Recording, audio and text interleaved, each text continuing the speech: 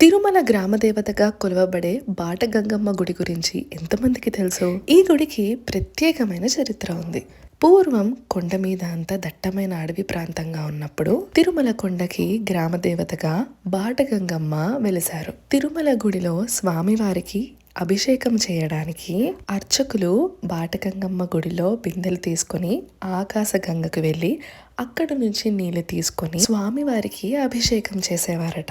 అర్చకులు అభిషేకం చేసే వరకు వారితోనే ఉండి వాళ్ళని క్షేమంగా చూసుకునేవారట బాటగంగమ్మ. ఈ తిరుమల బాటలో ఉండడం వల్ల ఈ గుడికి బాటగంగమ్మ గుడి అని పేరు వచ్చింది. అమ్మవారి గుడిలో వెనుక భాగంలో నాగదేవతలు మరియు ఈశ్వరుడు కొలువై ఉంటారు. తిరుపతి గంగమ్మ జాతర జరిగేటప్పుడు కొండ మీద బాటగంగమ్మకు జాతర జరిపిస్తారు. ఇక్కడ అమ్మవారి విగ్రహం కేవలం తల మాత్రమే ఉంటుందండి. భక్తులు ముడుపు కట్టి కోరికలు కోరుకుంటారు. శ్రీవారి చెల్లెలుగా భావించే బాటగంగమ్మ గుడిని దర్శనం చేసుకోవడం